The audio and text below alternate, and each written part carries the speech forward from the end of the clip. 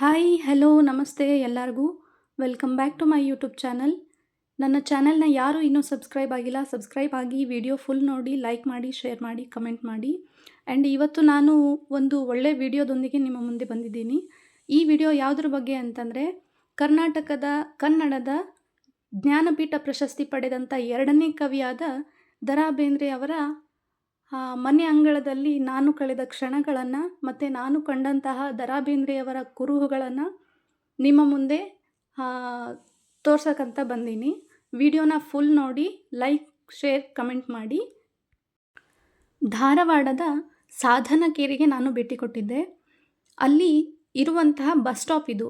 ಬಾರೋ ಸಾಧನಕೇರಿಗೆ ಅನ್ನೋ ಟೈಟಲನ್ನು ನೀವು ನೋಡ್ತಾ ಇರ್ಬೋದು. ಅಂಬಿಕಾತನಯ ದತ್ತ ವೇದಿಕೆಯ ಕೊಡುಗೆ ಅಂತ ಅಲ್ಲಿ ಆ ಬೋರ್ಡ್ ಇದೆ. ಆಮೇಲೆ ಅಲ್ಲಿ 4 ಬಾಗಿಲುಗಳು ಕಾಣಿಸ್ತಾ ಇದೆ.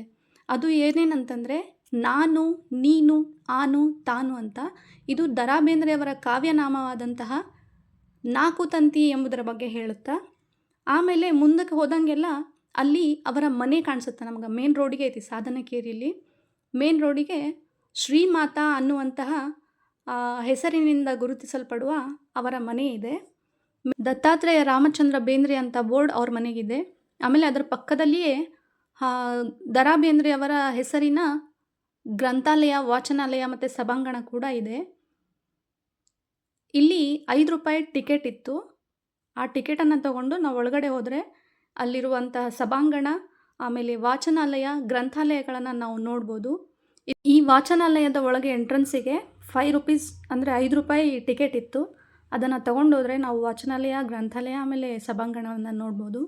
ಫಸ್ಟು ಕೆಳಗಡೆ ಗ್ರೌಂಡ್ ಫ್ಲೋರಲ್ಲಿ ಅಲ್ಲಿ ಸಭಾಂಗಣ ಇತ್ತು. ಅಲ್ಲಿ ದ.ರಾ ಬೇಂದ್ರೆಯವರ ಬರಹಗಳ ಒಂದೊಂದು ಸಾಲುಗಳು, ಆಮೇಲೆ ಕೆಲವೊಂದು ಭಿತ್ತಿಚಿತ್ರಗಳಿದ್ವು.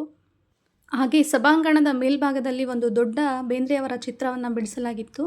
ಅಲ್ಲಿ 4 ತಂತಿಯ ಪದ್ಯದ ಸಾಲಿನ ಚಾರು ತಂತ್ರಿಯ ಚರಣ ಚರಣದ ಘನ ಗಣಿತ ಚತುರಸ್ವನ ಅನ್ನೋ ಒಂದು ಸಾಲನ್ನು ಹಾಕಲಾಗಿತ್ತು.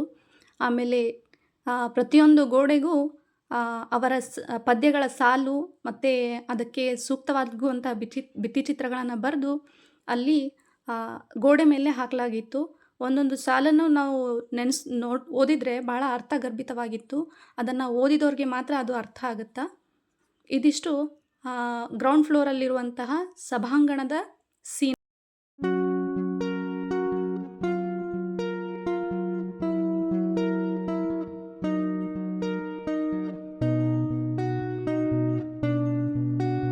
ಹಾಗೆ ಮೊದಲನೇ ಮಹಡಿಗೆ ಹೋದಾಗ ಅಲ್ಲಿ ದ.ರಾ ಬೇಂದ್ರೆಯವರು ಬರೆದಂತಹ ಎಲ್ಲ ಗ್ರಂಥಗಳ ಸಂಗ್ರಹಣೆಯನ್ನು ಅಲ್ಲಿ ಮಾಡಲಾಗಿತ್ತು.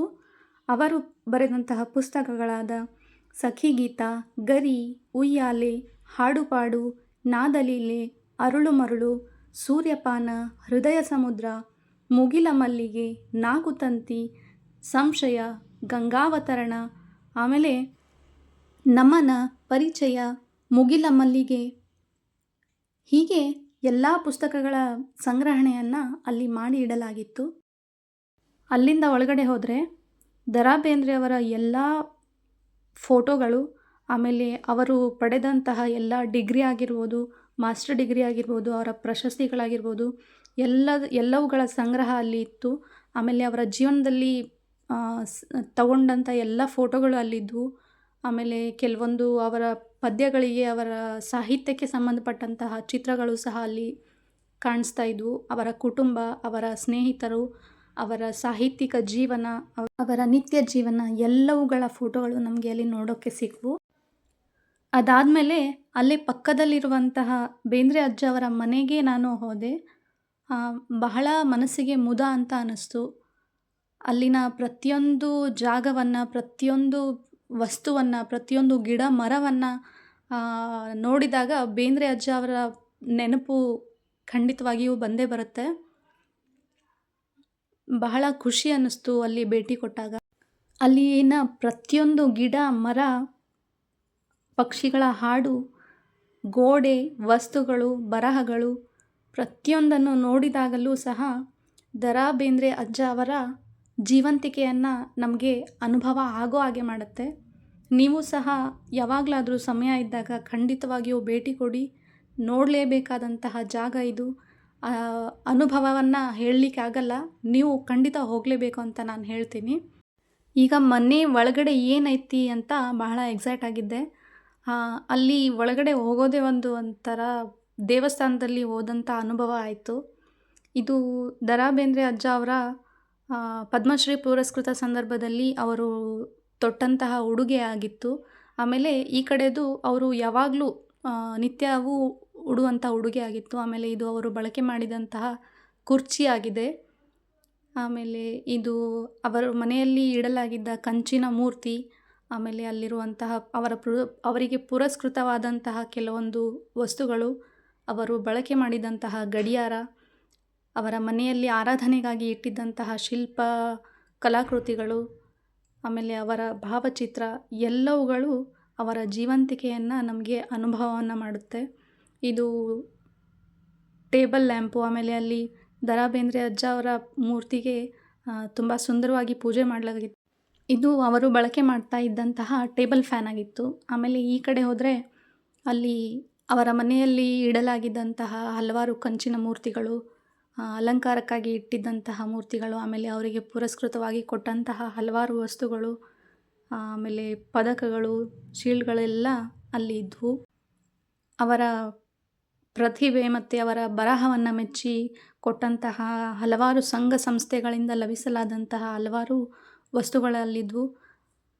ಹಾಗೆ ಇನ್ನೊಂದು ವಿಷಯ ಏನಂತಂದ್ರೆ, ಈ ಮನೆಯಲ್ಲಿ ಇನ್ನೂ ಸಹ ಅವರ ಕುಟುಂಬದವರು, ಅವರು ಮೊಮ್ಮಕ್ಕಳು, ಮರಿ ಮೊಮ್ಮಕ್ಕಳು ಎಲ್ಲರೂ ಅಲ್ಲಿ ಜೀವಿತವಾಗಿದ್ದಾರೆ. ಇವರು ಅವರ ಮೊಮ್ಮಗಳು ಅಂತ ಹೇಳಿದರು. ಅವರು ಚೆನ್ನಾಗಿ ಮಾತಾಡಿಸಿದ್ರು. ಆಮೇಲೆ ತಿನ್ನೋಕ್ಕೆ ಸ್ವಲ್ಪ ಸಿಹಿಯನ್ನು ಕೊಟ್ಟರು. ಅದನ್ನು ತಿಂದು ನಿಜವಾಗ್ಲೂ ಧನ್ಯ ಅಂತ ಅನ್ನಿಸ್ತು. ಬೇಂದ್ರೆ ಅಜ್ಜವರ ಎಲ್ಲ ಕುರುಹುಗಳನ್ನು, ನೆನಪುಗಳನ್ನು ಇಲ್ಲಿ ನಾವು ಕಾಣ್ಬೋದು. ಹಾಗೆಯೇ ಇಲ್ಲಿ ನೋಡಲೇಬೇಕಾದದ್ದು ಏನಂದರೆ, ಇಲ್ಲಿ ದ.ರಾ ಬೇಂದ್ರೆ ಅಜ್ಜ ಅವರು ಬಳಸಿದಂತಹ ವಸ್ತುಗಳು, ಇಲ್ಲಿ ಒಂದು ಟಾರ್ಚ್ ಇದೆ, ಅವರು ಬಳಸಿದಂತಹ ಡೈರಿಗಳು, ಅವರ ಗಡಿಯಾರ, ಅವರ ಹಲ್ಲಿನ ಸೆಟ್ಟು, ಆಮೇಲೆ ಕ್ಷೌರಕ್ಕೆ ಬಳಸಿದಂತಹ ವಸ್ತುಗಳು, ಅವರ ಪೆನ್ನುಗಳು, ಅವರ ಕನ್ನಡಕ, ಆಮೇಲೆ ಅವರಿಗೆ ಲಭಿಸಿದಂತಹ ಹಲವಾರು ಪದಕಗಳು, ಎಲ್ಲವುಗಳ ಸಂಗ್ರಹ ಅಲ್ಲಿ ಇದೆ.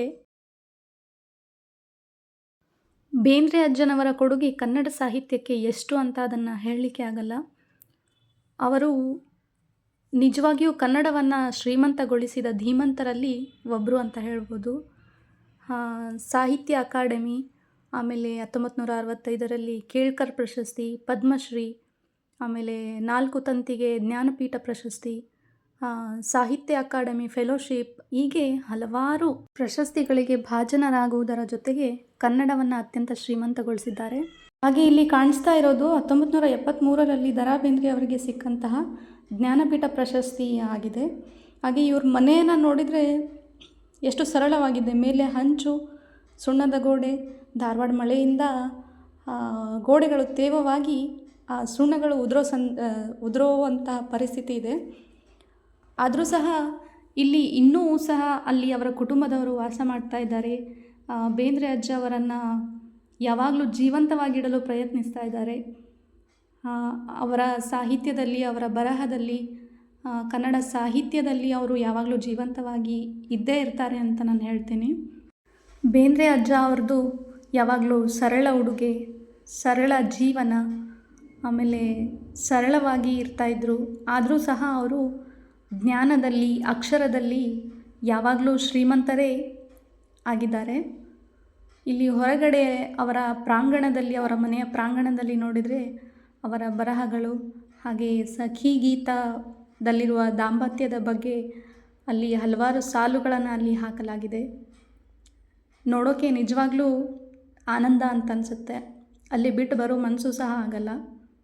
ಮತ್ತು ನಿಮಗೆ ಯಾವಾಗಾದರೂ ಬಿಡುವಿದ್ದರೆ ಧಾರವಾಡದ ಸಾಧನಕೆರೆಗೆ ಭೇಟಿ ಕೊಡಿ. ಬೇಂದ್ರೆ ಅಜ್ಜ ಅವರ ನೆನಪುಗಳನ್ನು ಮತ್ತೆ ಮರುಕಳಿಸಿಕೊಳ್ಳಿ. ಹಾಗೆ ನಿಮ್ಮ ಮಕ್ಕಳಿಗೂ ಸಹ ಬೇಂದ್ರೆ ಅಜ್ಜ ಅವರ ನೆನಪನ್ನು ಮಾಡಿಸಿಕೊಡಿ. ಈ ವಿಡಿಯೋ ನಿಮಗೆ ಇಷ್ಟ ಆಗಿದ್ದರೆ ಲೈಕ್ ಮಾಡಿ, ಶೇರ್ ಮಾಡಿ, ಹಾಗೆ ನಿಮ್ಮ ಅಭಿಪ್ರಾಯವನ್ನು ಕಮೆಂಟ್ ಮಾಡಿ. ಎಲ್ಲರಿಗೂ ಧನ್ಯವಾದ. Thank you all.